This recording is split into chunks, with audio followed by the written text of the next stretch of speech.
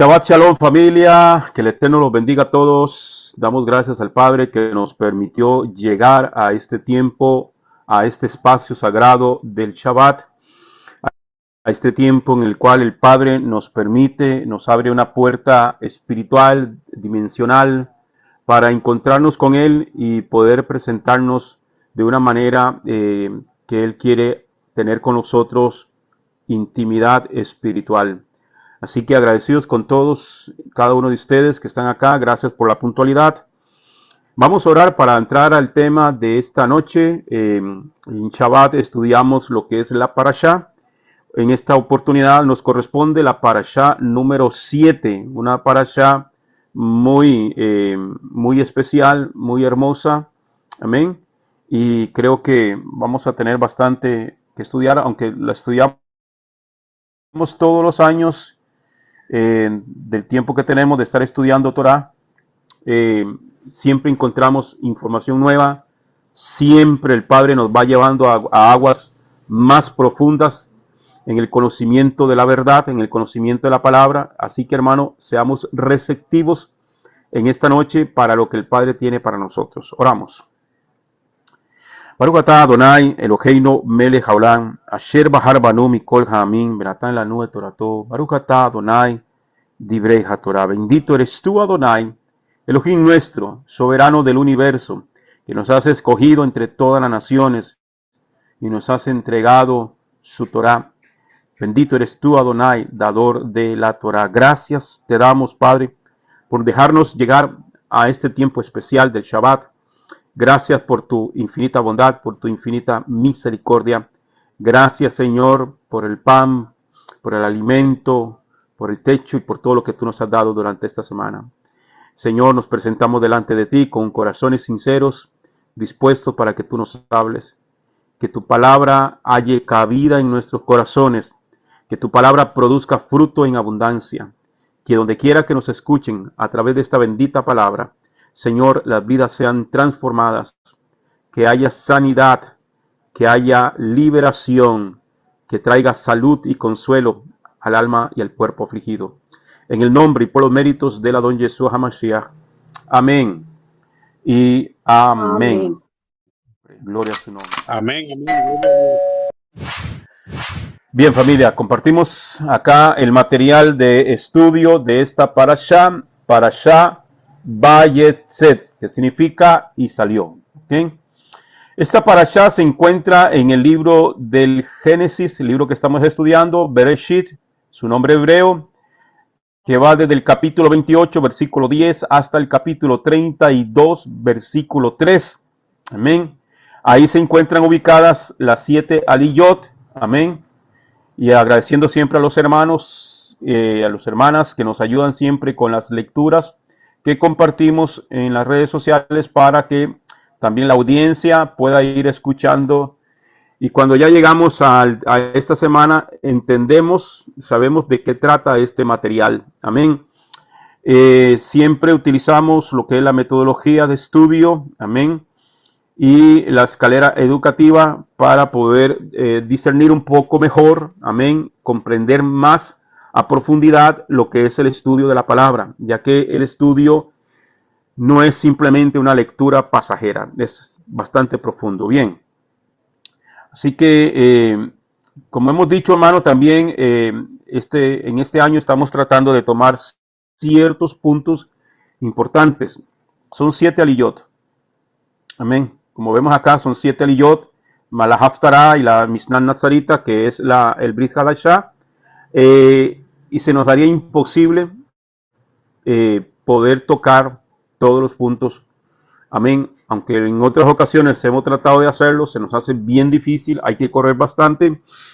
Pero en esta oportunidad, tanto hoy como mañana, vamos a tomar esta primera aliyá, versículo del capítulo 28 de Bereshit, de Génesis, versículo 10 hasta el versículo 22, hasta donde el tiempo nos alcance. Vamos a estudiar allí solamente esa primera aliyá, hermano. Hay una información tan profunda, tan impactante, que es necesario que usted ponga mucha atención y tome sus notas. Y como siempre decimos, tomando las palabras de los maestros, no nos crea nada, escudriñelo todo, valídelo todo. Siempre tratamos de dar la información del material que utilizamos para elaborar estos estudios. Amén. Y así que es bastante lo que leemos. Todo esto que usted ve aquí, todo este material que he estado leyendo hace un rato, ¿verdad? Sacando información, copiando información para poderle presentar a ustedes esta tarde. Así que es bastante información la que hay que dar. Bien, entonces, como introducción, ¿ok? La palabra hebrea Vayetse, que es esta palabra, esta parashá, Vayetse, significa y él salió. Simboliza un viaje espiritual trascendental, reflejando la historia de Jacob, representa la salida de lo conocido hacia lo desconocido, impulsada por la fe en Adonai. Este término invita a los creyentes en Yeshua a abandonar su zona de confort, desafiando sus límites espirituales y emocionales. Vayetse es una metáfora del crecimiento y la transformación espiritual, enfatizando la importancia de confiar en la guía y providencias divinas en la travesía de la vida. Mientras estudiaba y preparaba esta introducción y preparaba todo el material, hermano, se tiene que tornar uno hacia el tiempo atrás. Desde que uno es pequeño, si usted se da cuenta, hermano, y usted analiza su propia vida, como en el caso que estaba haciendo yo, meditando esta tarde, cómo el Padre nos ha traído y nos ha guardado. Y cuando a veces llegamos en la vida a cierto confort, ¿verdad? ¿Qué es la palabra confort? Esta palabra confort es una palabra, hermano, que indica estar conforme, ¿verdad? Estar cómodo, es como cuando uno está en una cama o en un sofá bien acogedor y uno dice, uy, qué confortable que es esto, y no se quiere levantar de allí. Bueno, a veces el Señor nos invita a abandonar esa zona de confort. En nuestro caso, cuando salimos del sistema religioso, del otro campamento, para emprender el camino hacia la Torah, es bastante incómodo. Amistades que perdemos, relaciones que terminan, amigos que se vuelven enemigos, señalamientos, familias que nos abandonan, que nos dan la espalda, que nos tratan de toda índole, de ofensas, de desprecios, y nos sacó el Señor de la zona de confort. Y es exactamente así me he sentido yo en un Vayetse, en un salir de esa zona de confort. ¿Ok? Vayetse es una metáfora del crecimiento y la transformación espiritual, enfatizando la importancia de confiar en la guía y providencias divinas en la travesía de la vida. En la Parashá Vayetse, Jacob huye de Esaú hacia Harán, donde sueña con una escalera celestial simbolizando la promesa divina. En Harán es engañado por Labán para casarse con Lea antes que con Raquel, su amada. Jacob prospera a pesar de los desafíos y nacen sus hijos, los futuros líderes de las tribus de Israel. Finalmente, guiado por Adonai, retorna a Canaán, enfrentando y reconciliándose con Labán en el camino. Entonces, esto es parte a grandes modos, hermanos, lo que es esta parashá Vayetse. Vayetse, ¿ok? Entonces, es importantísimo, familia, de verdad que sí, que nosotros podamos salir de esa zona de confort y nos enrumbemos hacia el destino que el Padre tiene preparados para nosotros. Amén. Esto conlleva emuná. Esto conlleva fe obediente. Amén. Bien, como dijimos, vamos a tomar la primera aliyá para poder hacer este estudio en esta semana. ¿Ok? Bereshit, capítulo 28, versículo 10. Génesis 28, 10. Ok. Les estaba diciendo que vamos a utilizar, como siempre, utilizamos lo que es la escalera educativa y la metodología del More Rico Cortés, que nos ha compartido esta escalera educativa. ¿Ok? Aquí vamos a ver espacios sagrados. Amén. Espacios sagrados. Vamos a ver también lo que es en la escalera educativa. Vamos a ver lo que es el contexto cultural, contexto geográfico, amén, contexto histórico y contexto del capítulo. Amén. Toda aquella persona que quiera de verdad estudiar y comprender mejor las escrituras, tenemos que tomar en cuenta esta escalera educativa. Y también lo que es la metodología que nos ayuda para comprender de qué trata el texto que estamos estudiando. Bien, entonces,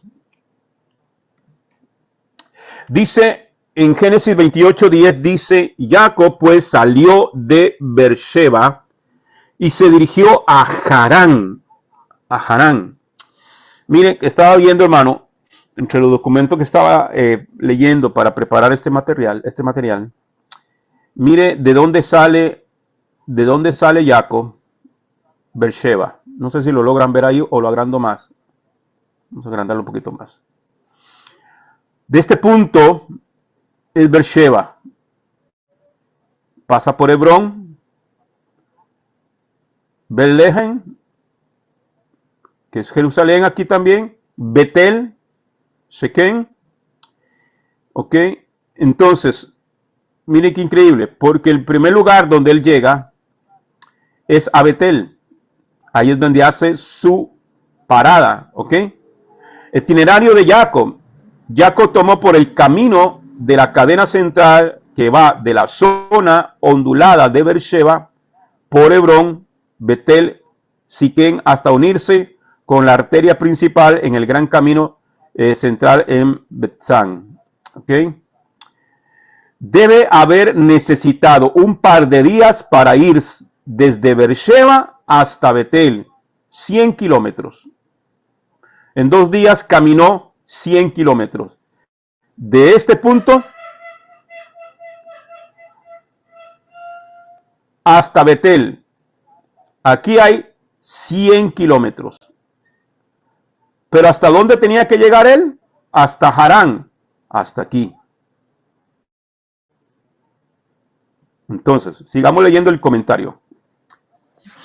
Dice, debe haber necesitado un par de días para ir desde Beersheba hasta Belén, como 100 kilómetros, y el viaje a Harán debe haber exigido alrededor de un mes.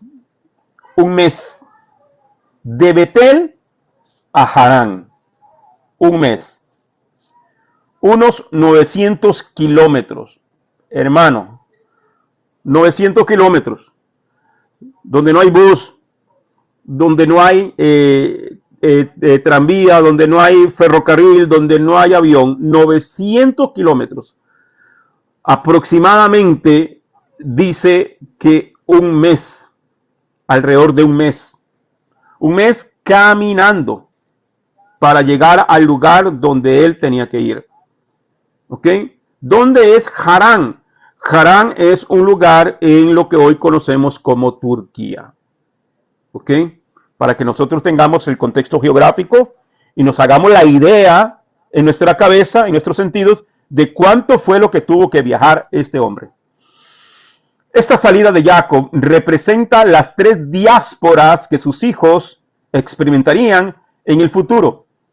Una diáspora sufriría el reino del norte, la casa de Israel, y 2 diásporas sufriría el reino del sur, la casa de Judá.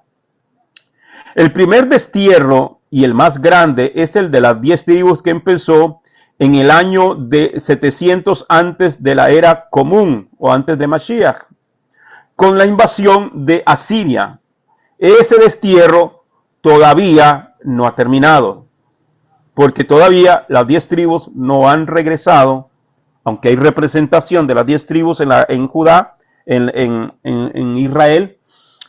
El grosso modo de las 10 tribus están esparcidas todavía en el mundo, pero van a regresar. Eso lo hemos estudiado ya en otras ocasiones.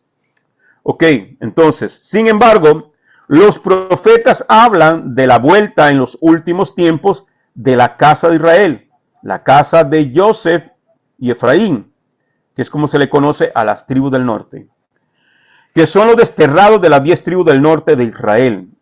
Y ahí le comparto unas citas bíblicas que hablan sobre este punto.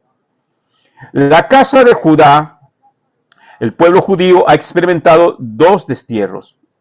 El de Babilonia, que duró 70 años entre los años 605 al 537 antes de la era mesiánica, antes de Mashiach, si se cuenta desde la primera de las 3 deportaciones hasta la primera vuelta del pueblo. O entre los años 586 al 516, si se cuenta desde la destrucción del primer templo hasta la restauración del culto. El segundo destierro empezó en el año 70 de la era común, ¿ok?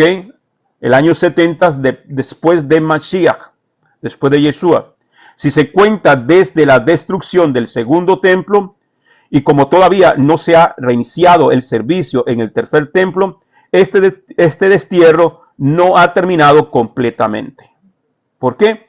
Porque la gran mayoría del pueblo judío, de la casa de Judá, viven fuera de Israel. Entonces, todavía se sigue contando los años de un destierro causado por Roma. ¿Ok? La gran mayoría del pueblo judío actualmente viven en las naciones. De igual manera que las tribus del norte. La única diferencia es que al pueblo judío, la casa de Judá, sí se identifican como judíos o como israelitas. No así la casa de Israel, que están en las naciones, pero no se sabe quiénes son. ¿A quién? Pero el Eterno sabe quiénes son. Así que, si se hace un cálculo desde la destrucción de Jerusalén en el año 135 hasta su reconquista por el pueblo judío en el año de 1967, hubo 1832 años de destierro. Es bueno tener en cuenta que han sido judíos viviendo en la tierra de Israel durante toda la historia desde la conquista de los tiempos de Josué. Nuestro padre Jacob estaría fuera de su tierra durante 20 años, los cuales corresponden a 2000 años. ¿Ok? Implicaría esto que el tercer templo será reconstruido en el año 2070, según cálculos de algunos rabinos o de algunos teólogos de influencia judía. Amén. Entonces, o hay que contar los 2000 años desde la profecía de Yeshua en Lucas, como dice Lucas capítulo 19, 41 al 44. Vamos a leerlo. ¿Qué dice? Y cuando llegó cerca y vio la ciudad, lloró sobre ella diciendo: oh, si tú hubieras conocido siquiera en este día lo conducente a la paz, pero ahora está cubierto de tus ojos, porque vendrán días sobre ti y tus enemigos levantarán torres de asedio contra ti y te rodearán por todos lados y te arrasarán con tus hijos dentro de ti y no dejarán en ti piedra sobre piedra por cuanto no conociste el tiempo de tu visitación. Este es el lamento que hace Yeshua entrando a Jerusalén. Y cuando ve la ciudad, hace un lloro allá a la distancia. Él llora y hace lamento por Jerusalén. Si hubieses conocido el tiempo de tu visitación, si tan solo te hubieras dado cuenta lo que concierne a tu paz, que había llegado el Mashiach y no lo conocieron. Todo esto es un plan perfecto de Dios. Ok, entonces,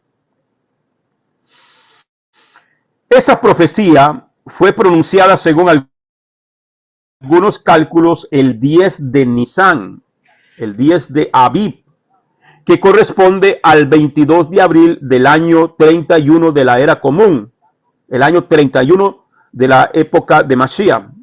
Será que la rededicación del servicio en el tercer templo será en el año 2031.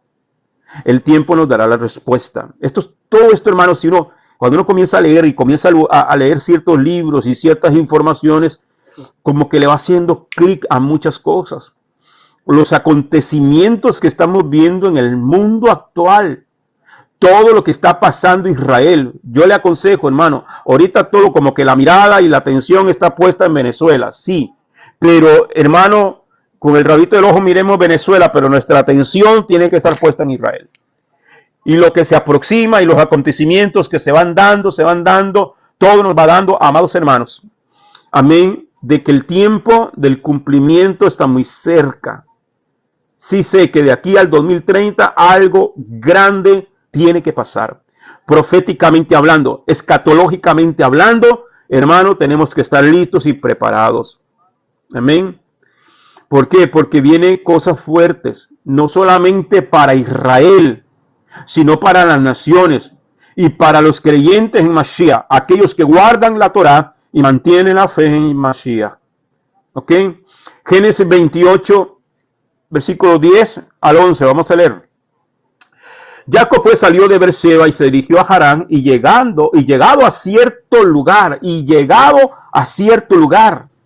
pero no dice cuál lugar. Dice, pasó allí la noche porque ya el sol se había puesto. Tomó una piedra del lugar y la puso por su cabecera y se tendió en aquel sitio. ¿Ok? La palabra hebrea para llegado o llegó es, la palabra hebrea es nagash.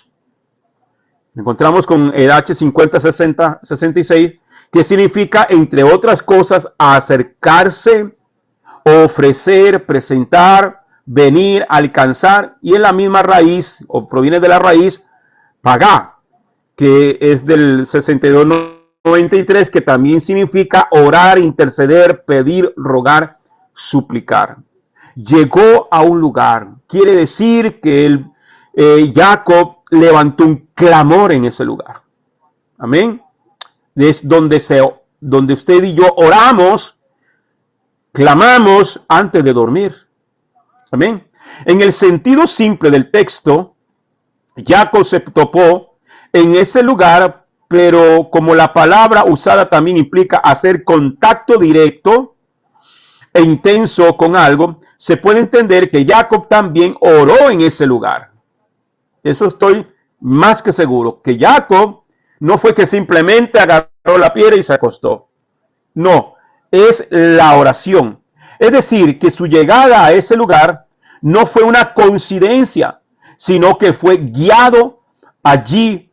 Amén. Fue guiado allí. En estos días un hermano que me estaba comentando de una situación, yo le decía, hermano, es que hay las cosas nosotros como hijos de Dios tenemos que irlas viendo de otra manera, no de la manera negativa, que por qué me pasa esto a mí, que por qué aquí, que por qué allá, y a veces no en el son de preguntar para aprender, sino de queja.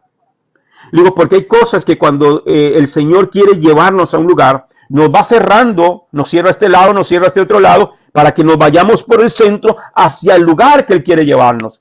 Quiere decir que Jacob llegó a este lugar, amén, llegado a cierto lugar, está implicando que no llegó allí por casualidad, sino que fue guiado por el Eterno. Porque pudo haber tomado otro camino, pudo haber tomado un atajo, pero el Eterno lo llevó a ese lugar. ¿Para qué?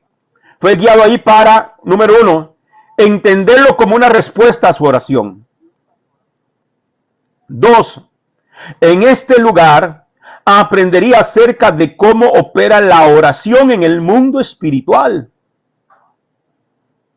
Y número 3, según el comentario del Humash, a Bereshit 28:11, en la página 154 dice, el lugar era el monte Moriah, donde Abraham ató a Isaac sobre el altar y donde el futuro se dirigía el templo sagrado. Ok, eso dice el comentario del Humash. Y después agrega, dado que el pasuk es el versículo, afirma que esto tuvo lugar inmediatamente antes de irse a dormir, los sabios le atribuyen a Jacob la institución de la plegaria nocturna, la oración de la noche. ¿Ok? Los 3 tiempos de oración del día que usted y yo debemos tener. ¿Cuántas veces ora usted al día? ¿Cuántas veces oraba Daniel en el día? ¿Cuántas veces? Amén. ¿Cuántas veces sacamos tiempo nosotros para orar? ¿Cuántos tiempos sacamos en el día usted y yo para tener conexión divina? ¿Cuánto tiempo le dedica usted de las 24 horas que Dios te regala? ¿Cuánto tiempo le dedica usted al estudio de la Torá, al estudio de las Sagradas Escrituras, al tiempo de oración? ¿Cuánto tiempo estamos sacando para orar?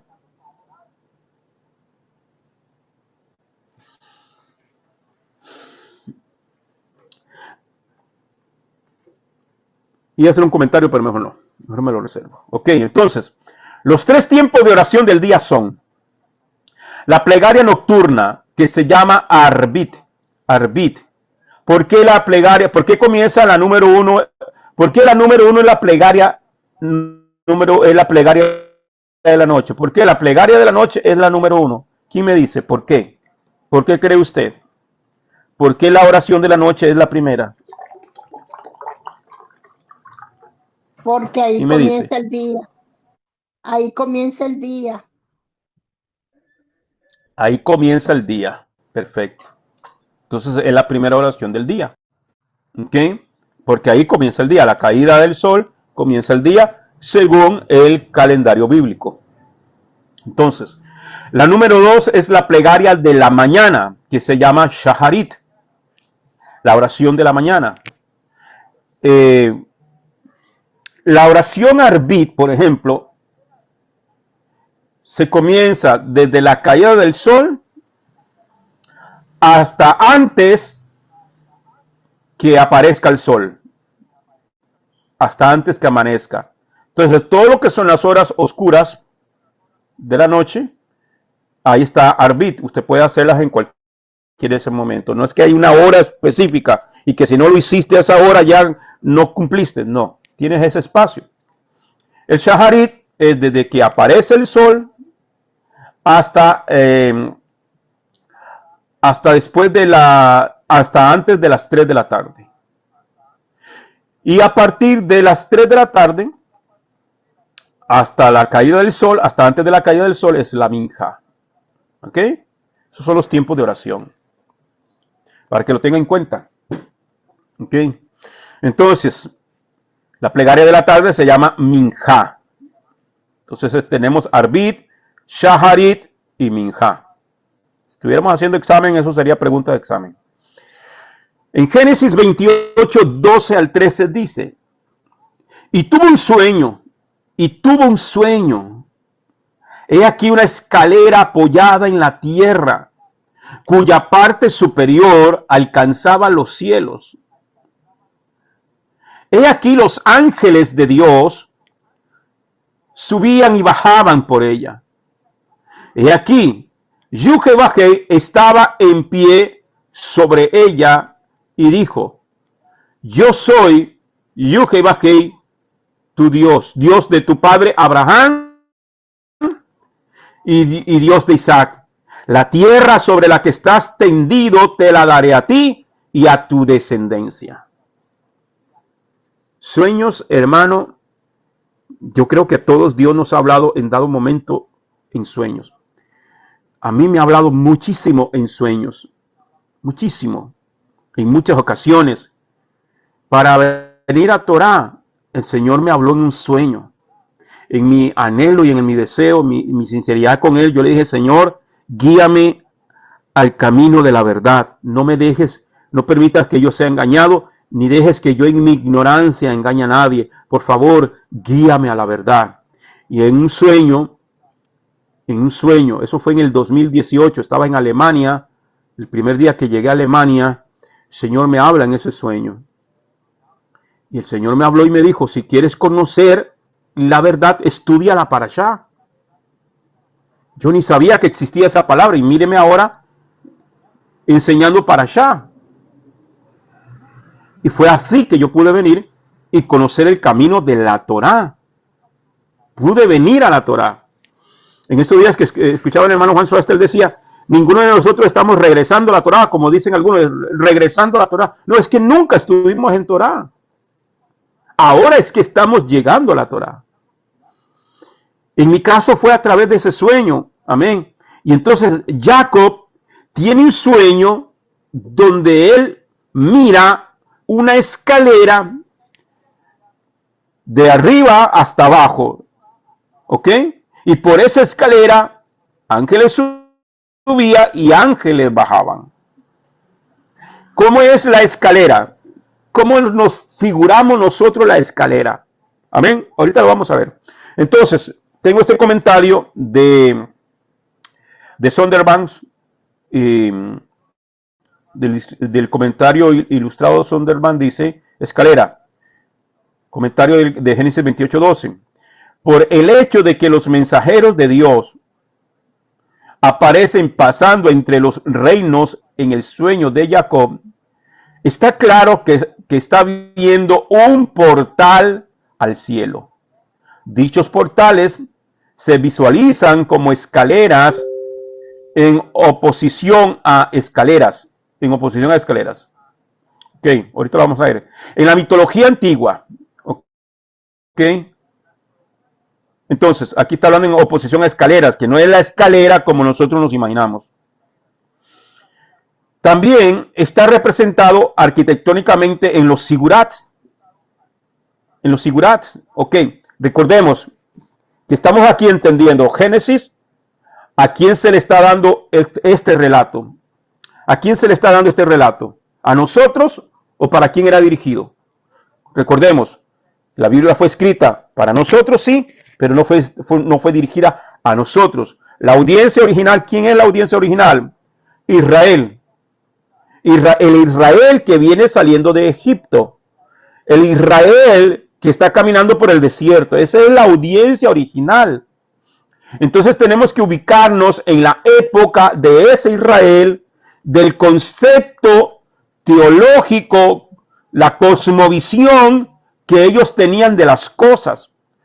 La visión y la cosmovisión, el contexto cultural y teológico que ellos tenían en su cabeza no es la misma que a usted y a mí nos enseñaron.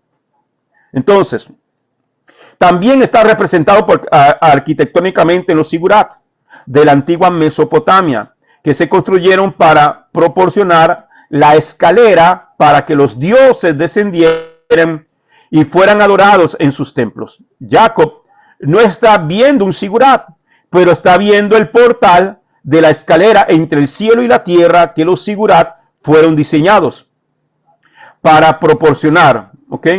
No debemos imaginarnos que los ángeles que él ve marchan en procesión, bajando y subiendo la escalera, como a menudo se presenta en el arte.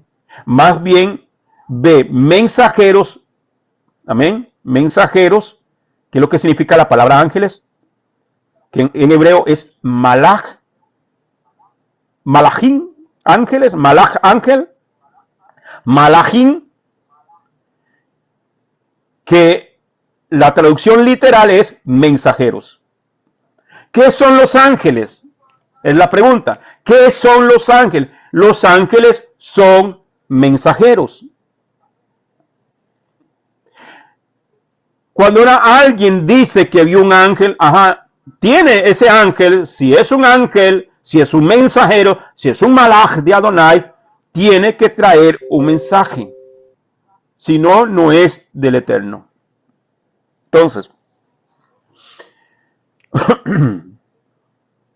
Entonces dice, no debemos imaginarnos que los ángeles que él ve marchan en procesión, bajando y subiendo la escalera, como a menudo se presenta en el arte. Más bien ve mensajeros saliendo en misiones y regresando tras entregar sus mensajes. ¿Ok? Un ángel, cuando visita la tierra, viene con un mensaje. Y él no regresa sin cumplir su misión. Amén.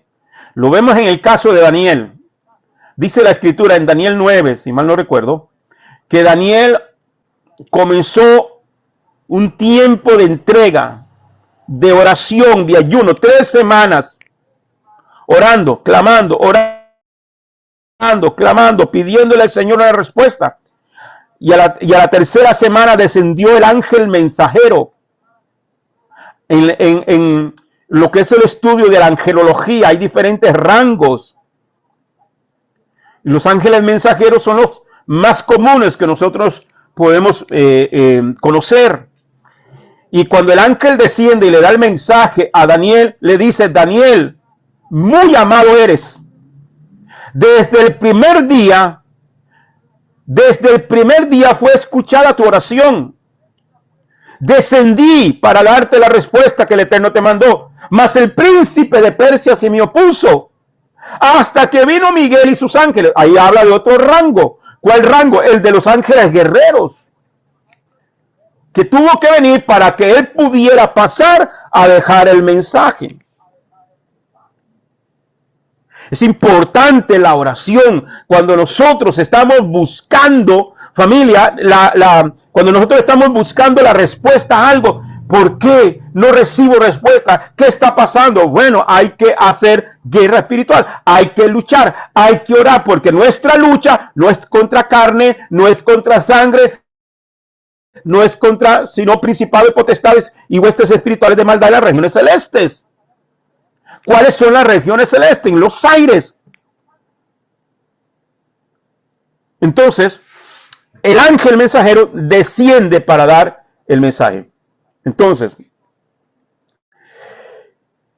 esto lo sacamos del comentario ilustrado Zondervan de Génesis, de John Walton, ¿ok? ¿Cuál es la imagen que tenemos de la escalera o lo que nos vendió el catolicismo con sus pinturas y esculturas? Amén. Esto es una imagen, amén, de un pintor católico que vemos allá bien dormidito. Y esta es la escalera que muchos imaginan. ¿Okay? Ángeles alados, ¿verdad? Que en ninguna parte los ángeles mensajeros que usted y yo leemos en la Biblia tienen alas. Los ángeles no tienen alas. Y simplemente los que menciona que tienen alas son los querubines o los serafines. ¿Ok? Lo que nos dice John Walton es que muy probablemente lo que se le viene a la mente a la audiencia original es esta construcción que vemos aquí en esta foto. ¿Ok? ¿Qué era lo que ellos imaginaban cuando están oyendo que Jacob? Ellos no están imaginando esto. Esto es cuento católico. Pero ¿qué es lo que ellos, la audiencia original, el Israel que salió de Egipto, el Israel de la cultura del antiguo Medio Oriente, qué es lo que ellos imaginan? ¿Ok? Ellos están imaginando algo como esto. Aquí a la izquierda, ¿ok? Las escaleras, algo así como esto, que es esta misma que están acá, el sigurat. Esto es un sigurat. A esto se le conoce como una montaña cósmica. Por ejemplo, la Torre de Babel, que igual que en las pinturas y en las imágenes que nos vendió el sistema religioso, es una torre como un cilindro, ¿verdad? Hacia arriba. No. La Torre de Babel era un sigurat que ellos pretendían llegar al cielo, porque eran montañas cósmicas, montañas espirituales que se abría un portal para que los dioses descendieran y la gente los adorara y tomaran control de la tierra. Ok, esto es un sigurat. Había más imágenes, pero no quise saturarlos mucho. Esto es un sigurat, es una montaña cósmica, como se define normalmente, que es la conexión, un portal entre el cielo y la tierra. Y esto proviene de lo que es la cultura mesopotámica, que es más antigua todavía que Israel. En Mesopotamia, al no haber montañas, se construía este tipo de montañas artificiales que conectaban, que eran como un portal que conectaban los cielos y la tierra. Era los cielos, y de ahí bajaban sus deidades y habitaban en sus templos. Recuerden que en Egipto también habían portales. ¿Y cuáles eran los portales en Egipto? Los portales eran las pirámides. Y en las pirámides también se han encontrado escaleras. Por ende, en la mentalidad, la cosmovisión, teología del antiguo Medio Oriente, una escalera era un portal, una conexión entre el cielo y la tierra. La palabra hebrea que ha sido traducida como lugar, pues dice que llegó a un lugar. Ok, entonces, primero que nada, eso es básicamente lo que ellos imaginaban que podía ser. Una escalera. Jacob está soñando. Cuando ellos creen lo que Jacob está viendo, creen que es algo como esto, y que por aquí suben y bajan los ángeles, los mensajeros. ¿Okay? Ahora, dice que llegó a un lugar. La palabra hebrea que ha sido traducida como lugar es Macón. Macón, con el H4725 en el diccionario hebreo. Esta palabra se repite hasta 6 veces en este contexto.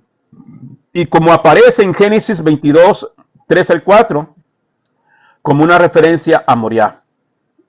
No faltan rabinos, por ejemplo, Rashi y el rabino Elimok, en su comentario, La Voz de la Torá, sobre este versículo. En el Talmud, Pesajim 88a dice que Jacob estaba durmiendo en el lugar donde iba a ser construido el futuro templo. Eso es comentario en el Talmud, según Bereshit 28:17. La palabra hebrea Macón también se usa en referencia a lo omnipresente. Hay un principio que dice: Él es el lugar del universo. El universo no es su lugar. ¿Ok? Entonces, Macón, que está refiriendo a un lugar específico, pero también se puede entender como el mismo eterno. Amén. Porque el eterno es todo el universo. Él es el que contiene todo. Esto quiere decir que Él contiene al universo, pero el universo no lo contiene a Él. Amén. Por eso se puede traducir el texto hebreo como: y tuvo un encuentro con el omnipotente. Macón, en el lugar. Y tuvo un encuentro con el omnipotente. El eterno le habla a él en ese sueño. Una de las maneras que Yuhebakei usa para hablar a sus hijos es a través de los sueños. Amén. Es a través de los sueños. Este en particular tenía una connotación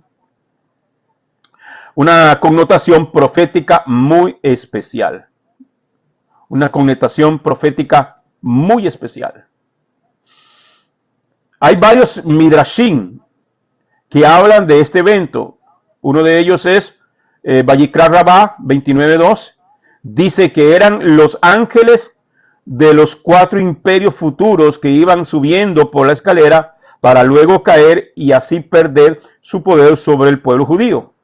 Otro midrashim, Bereshit Rabá 68:16, dice que la escalera representaba la rampa del altar en el templo y los ángeles eran los sacerdotes que subían y bajaban por él.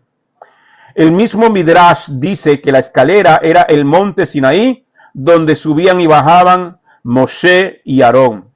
Rashi dice, basado en el Midrash Bereshit Rabá 68:12, que los ángeles que subían al cielo eran los de la tierra de Israel, que ya no podían acompañar a Jacob en el extranjero y por eso vinieron otros ángeles en su lugar.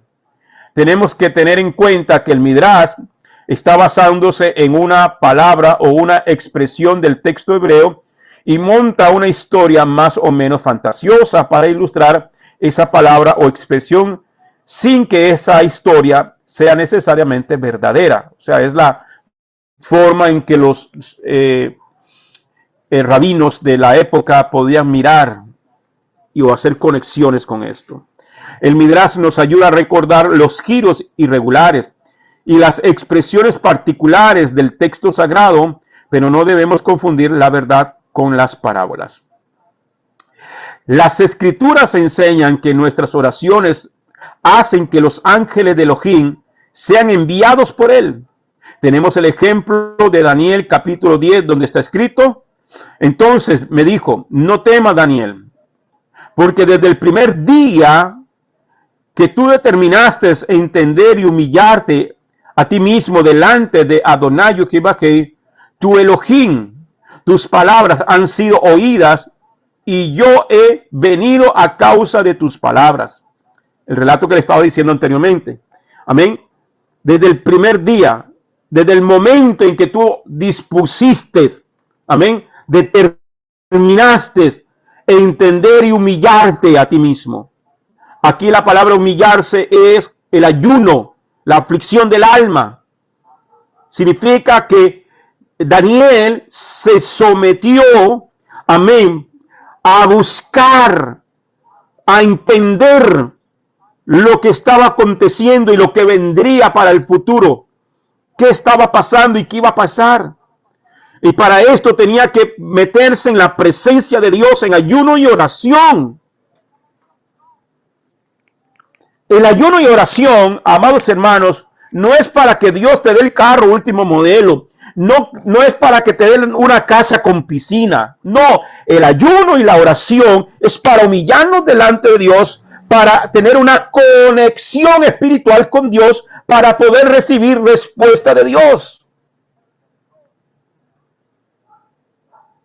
El ayuno y la oración, el ayuno en particular, no es para que el Señor conceda tus deseos como el genio de la lámpara maravillosa. Porque Dios no complace caprichos. Yo he escuchado pastores, si usted oye los famosos de la prosperidad, metas en ayuno y oración para que usted vea cómo Dios le va a dar ese hombre que usted quiere. Y ese hombre que usted quiere es el que está casado con aquella mujer, pero Dios va a hacer que se divorcie para que ahora se case con usted. Entonces, vemos aquí que este ejemplo es muy particular. Las oraciones hacen que los ángeles de Elohim sean enviados por él. Ahora, tenemos que tener claro, muy en claro, que ni usted, ni yo, ni nadie que se haga llamar apóstol, profeta, querubín, lo que quiera llamarse, tiene autoridad sobre los ángeles.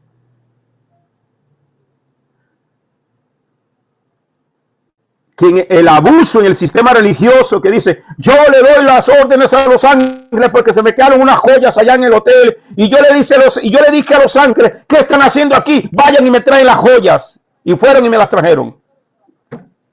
Por favor. Y la gente borrega como foca aplaudiendo. ¡Wow! ¡Qué autoridad de esa mujer! ¡Wow! Eso es profeta de Dios. Por favor. Hay que ser serios, hermano. En el estudio de la palabra hay que ser serios. Los ángeles obedecen a Dios y nada más. Y nada más. Nuestra oración no tiene que estar dirigida a los ángeles. Usted no tiene por qué prenderle velitas a los ángeles. Ni decirle al ángel que te haga un favor. Eso se llama idolatría.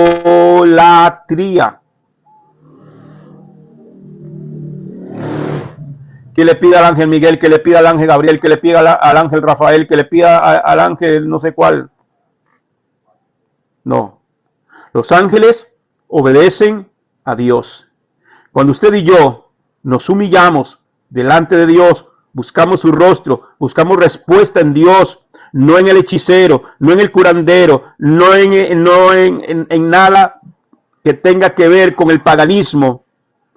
Y cuando usted busca con un corazón sincero delante de Dios, cuando usted determina, así como Daniel, entender los misterios de Dios y te humillas delante de él. Ah, ahí Dios dice, el fulano, el ángel mensajero, venga, sí, vaya y visite a María, vaya y visite a Mauricio, vaya y visite a Julano, vaya y dale esta respuesta que él está pidiendo. Dile que así digo yo, así, así, así, así.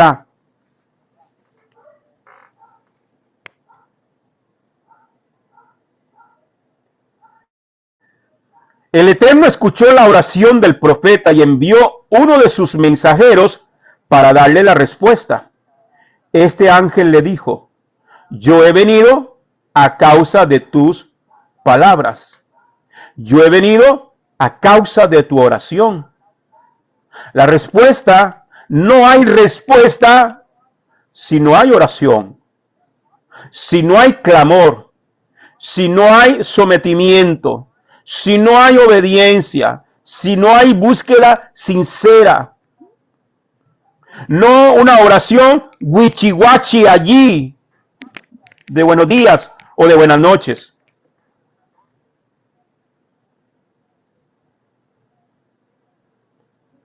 ¿Cuánto tiempo estamos sacando, hermano?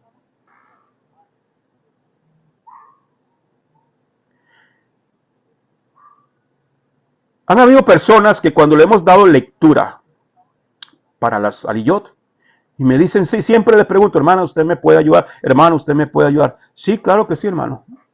Y me han quedado mal. Algunos de los audios que yo he mandado, que yo he grabado, es porque me han quedado mal.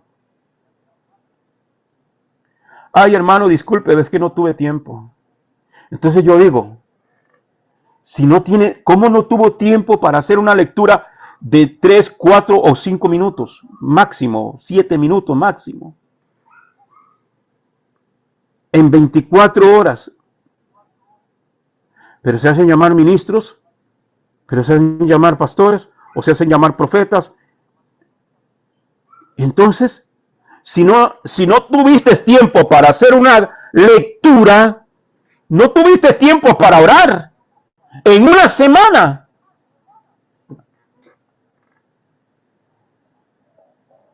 Pero le pedimos a Dios que nos dé respuesta.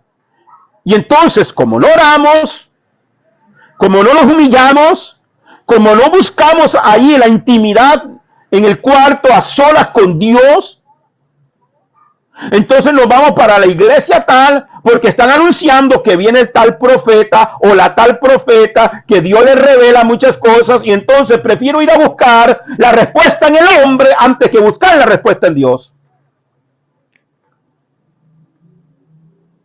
Y como tenemos una desconexión espiritual con Dios, como tenemos ese circuito ahí que ya no hay, ya no fluye allí, aquel loco, aquella loca te va a decir 4 cosas y usted va a decir amén, y te tragas el cuento, y tu vida espiritual, en vez de ir mejorando, va a ir de peor a peor. Y la gente se acostumbró a andar detrás de profetas. La gente se acostumbró a andar a ver, a pararle el oído a aquellos que dicen, así te dice el Señor.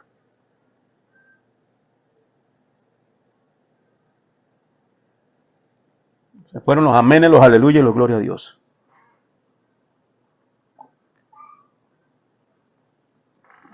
Queremos respuesta. Entremos al macón. Entremos al lugar, a la presencia, a la intimidad, al clamor, a la humillación. Busquemos su rostro. Dejemos de andar detrás de hombres y de mujeres que con la etiqueta de profeta todo el mundo les cree. Así digan 4 locuras, por no decir estupideces. 4 locuras. Pero cuando se habla conforme a la palabra, muchos se ofenden. El Eterno escuchó la oración del profeta y envió sus mensajeros para darle la respuesta. Este ángel le dijo, yo he venido a causa de tus palabras. Esto nos enseña que la actividad de los ángeles depende en cierta medida de las oraciones de los hombres. El hombre es el que causa que el Eterno ponga en actividad a estos seres maravillosos. En el libro de Revelaciones, Apocalipsis, capítulo 8, versículo 4, dice: sobre el altar de oro que estaba delante del trono, de la mano del Malaj, que es Malaj, mensajero, ángel, ante Adonai, que el humo del incienso con las oraciones de los Kedushim, de los santos de Adonai, Yuhebahei. La oración activa a los ángeles. Este ángel estaba encargado de llevar las oraciones de los santos ante Dios. Esto nos explica por qué el texto que nos ocupa dice que los ángeles primero subieron desde donde estaba Jacob y luego bajaban.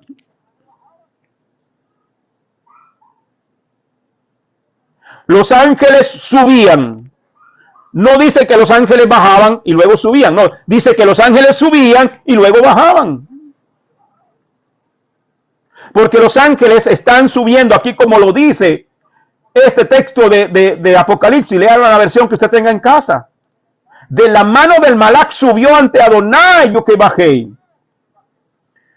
El humo del incienso con las oraciones de los Kedushim.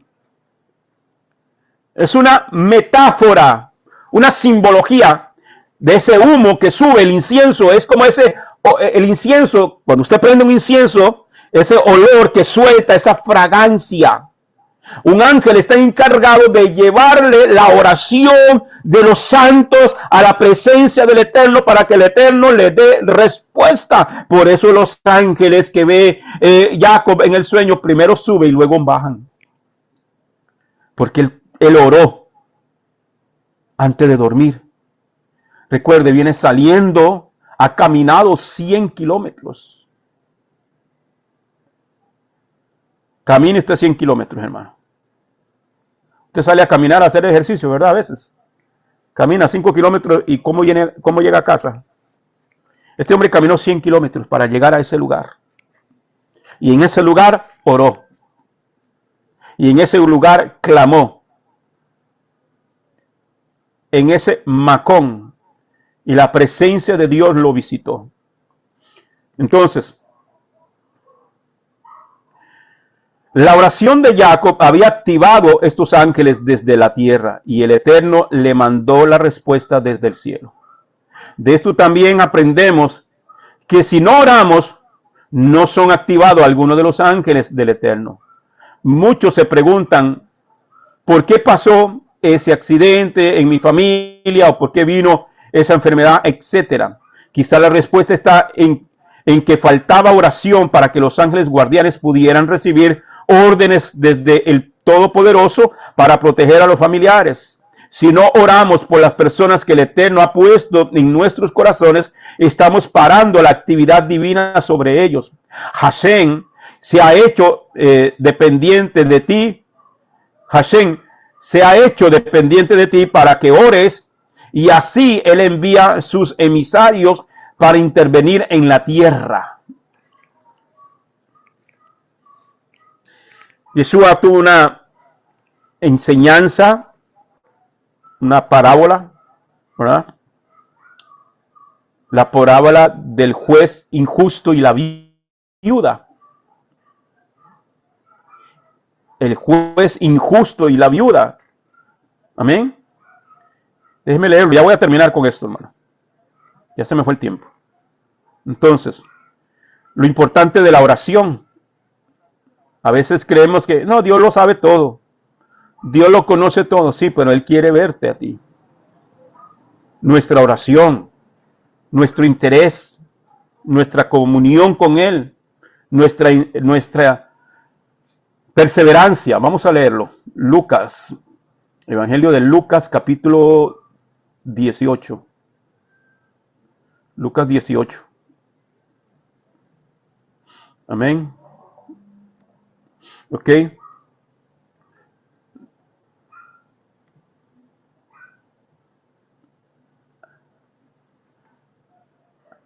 Dice, y le refería a Yeshua una parábola para enseñarles que ellos debían orar. ¿Cuándo? ¿Cuándo es que hay que orar? En todo tiempo. y no desfallecer. Diciendo, había en cierta ciudad un juez que ni temía a Dios ni respetaba a hombre alguno. Y había en aquella ciudad una viuda, la cual venía a él constantemente diciendo, hazme justicia de mi adversario. Por algún tiempo él no quiso, pero después dijo para sí, aunque ni temo a Dios ni respeto a hombre alguno, sin embargo, porque esta viuda me molesta, le haré justicia, no sea que por venir continuamente me agote la paciencia. Y el Señor dijo, escuchad lo que dijo el juez injusto, no dice que era un juez justo, el juez injusto que dijo, dice, y no hará Dios justicia a sus escogidos que claman a él. ¿Cuándo claman los escogidos de Dios? ¿Cuándo es que claman? ¿Cuándo es que usted y yo tenemos que clamar? De día y noche. ¿Se tardará mucho en responderles? Os digo que pronto les hará justicia. No obstante, cuando el Hijo del Hombre venga, ¿hallará fe en la tierra? ¿Cuándo es que estamos orando usted y yo? ¿Cuándo es que estamos clamando usted y yo? La viuda insistió con un hombre injusto, con un juez injusto, que su obligación era hacer justicia. Pero él era un hombre injusto, ni temía a Dios, ni respetaba a hombre alguno. Y si este juez injusto hizo justicia, dice, ¿cuánto más vuestro Padre que está en los cielos les hará justicia a los que claman a él día y noche? ¿Ok?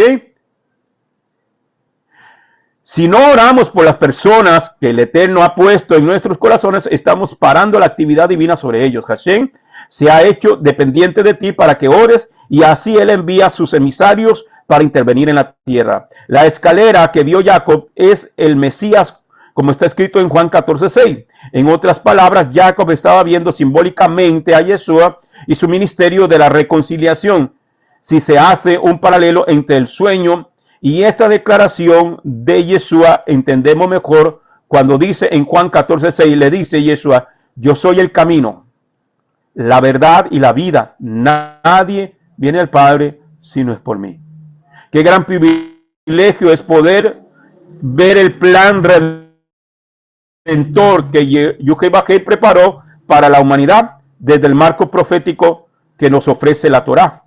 Podemos ver desde el nivel de interpretación remes, el alegórico. La escalera, número uno, la escalera que une la tierra con el cielo representa a Yeshua, quien es el único camino, el derek, al Padre. Peldaño tras peldaño representan los mandamientos de la Torá. Dos, la verdad, emet, la palabra verdad en hebreo es emet, habla que al guardar los mandamientos y ponerlos por obra, nos lleva a la verdadera vida. ¿Ok? En 1 Timoteo capítulo 2:5 dice, porque hay un solo Dios y también un solo mediador entre Dios y los hombres, Mesías Yeshua, hombre. Amén.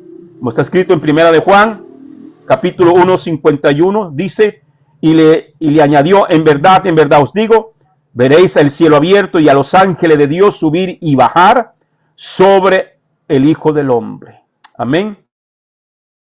Bien, familia, vamos a dejarlo aquí, porque ya tengo una enseñanza ahorita, y entonces yo espero que haya sido de bendición para usted en esta oportunidad. Si hay algún comentario o alguna consulta, podemos hacerla, y si no, pues nos vemos mañana, si el Padre lo permite, a las 5:30 de la tarde, hora de Centroamérica. Amén. Amén, amén, Pastor. Bien. Shalom. Tremenda enseñanza.